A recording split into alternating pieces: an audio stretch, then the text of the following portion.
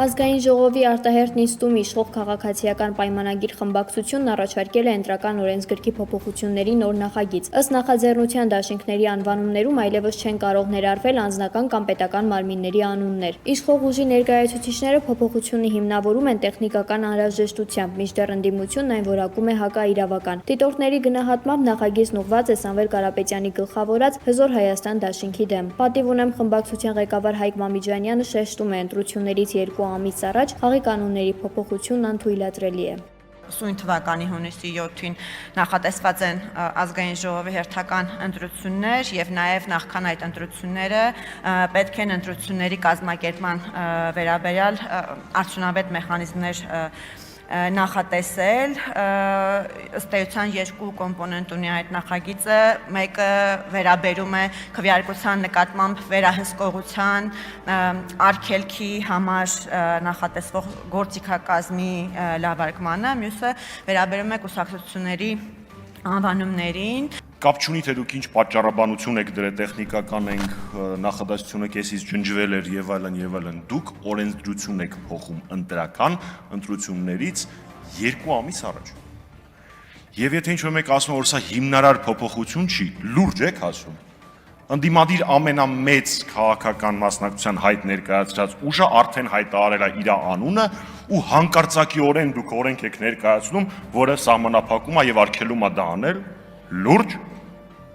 Այստեղ չի կարող, թե լրջությունը ու դուք, պարոն Հակոբյան, այդքան էլ համեմատելի չեն, այստեղ չի կարող քննարկվել այս գործընթացի օրինականությունը, բովանդակության մեջ նույնիսկ մտնելու իմաստ չկա, որովհետև ցանկացած տրամաբանության մեջ ընտրական օրենսգրքի կայունության կանոնի տեսանկյունից ու շատ այլ տրամաբանության մեջ նման գործընթաց իրականացնելը անթույլատրելի է։ Ուստի պատիվ ունեմ խմբակցությունը բնականաբար դեմ է քվեարկելու թե դրան օրակարգին ընդգրկվելուն, օրակարգին բուն եւ թե բուն օրինագծին, երբ որ դրա ժամանակը գա։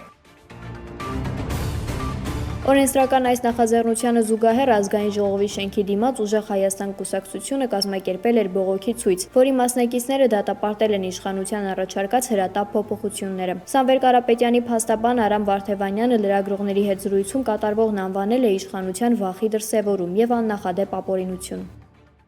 Երբ այսօր արդեն խոսում են նրա մասին, որ Սամվել Կարապետյան անձնանունը չի կարող օգտագործվել որպես դաշինքի անվանման մեջ, սա ամենամեծ վախի դրսևորումն է։ Ավելին, իրավական առումով 2026 թվականի մարտի 31-ին այլևս հրապարակային փաստ էր, որ Ուժեղ Հայաստան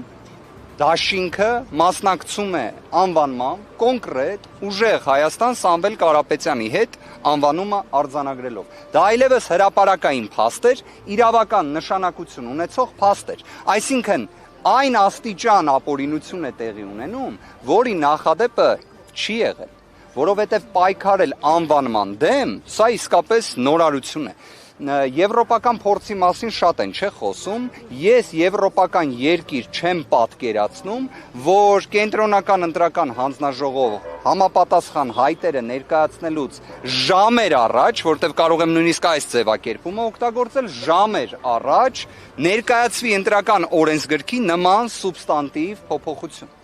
Ինչի եմ օգտագործում սուբստանտիվ եզրույթը, այսինքն հիմնարար բովանդակային, որովհետև Վենետիկի հանձնաժողովը հենց նման վարքագիծը արգելում է։ Այլ հարց, որ Հայաստանի Հանրապետության իշխանությունները ամեն օր խոսելով եվրոպական արժեքների մասին,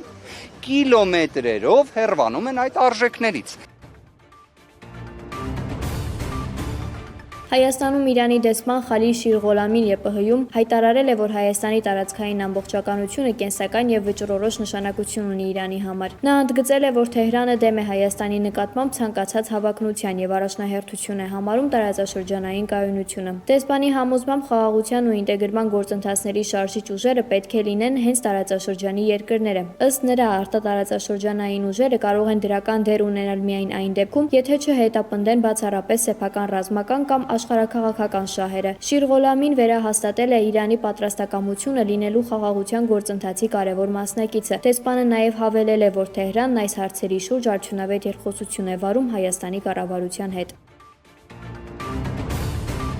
Փարիզում ապրիլի 11-ից 12-ը կկայանա Սփյուռքի զորաշարժի նվիրված խորհրդաժողով, միտված հայության առջև ծառացած օրհասական մարտահրավերներին դիմակայելուն։ Ըստ ՀՅԴ-ի հայտարարության նախաձեռնությունը նպատակ ունի համախմբել Սփյուռքի ներուժի պաշտպանություն Հայաստանի պետական շահերի եւ Հայդատի։ Միջոցառմանը կմասնակցեն շուրջ 150 ներկայացուցիչներ ավելի քան 25 երկրներից, այդ թվում համայնքային առաջնորդներ, քաղաքական գործիչներ եւ գիտնականներ։ Օրակարգի առանցքային թեմաներն են Սփյուռքի ռազմավարական դերը, ազգային արժեքների պահպանումն ու Հայաստան-Սփյուռք հարաբերությունների նոր հորիզոնները։ Կազմակերպիչները շեշտում են, որ խորհրդաժողովը պատասխան է Արցախի հայաթափմանը եւ հայկական ինքնության դեմ ուղղված սպառնալիքներին։ Ավարտին նախատեսվում է ընդունել համահայկական կոչ հայտարարություն, որին կհաջորդեն կոնկրետ քաղաքական եւ տեղեկատվական նախաձեռնություններ։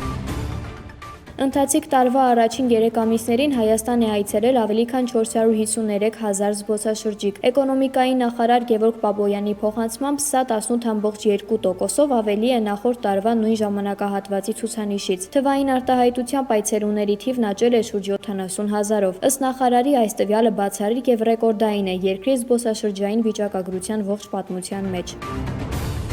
Ստամբուլում Իսրայելի հյուպատոսության վրա զինված հարձակում է իրականացվել, ինչի հետևանքով ոստիկանների շարքում կան վիրավորներ։ Թուրքական լրատվամիջոցների փոխանցմամբ հրաձգության ժամանակ սպանվել են հարձակվողներից 3-ը։ Դեպքից անմիջապես հետո իրավապահները շրջափակել են հարակից ողջ տարածքը։ Այս պահին դեպքի վայրում հատուկ գործողություն է իրականացվում անվտանգությունն ապահովելու նպատակով։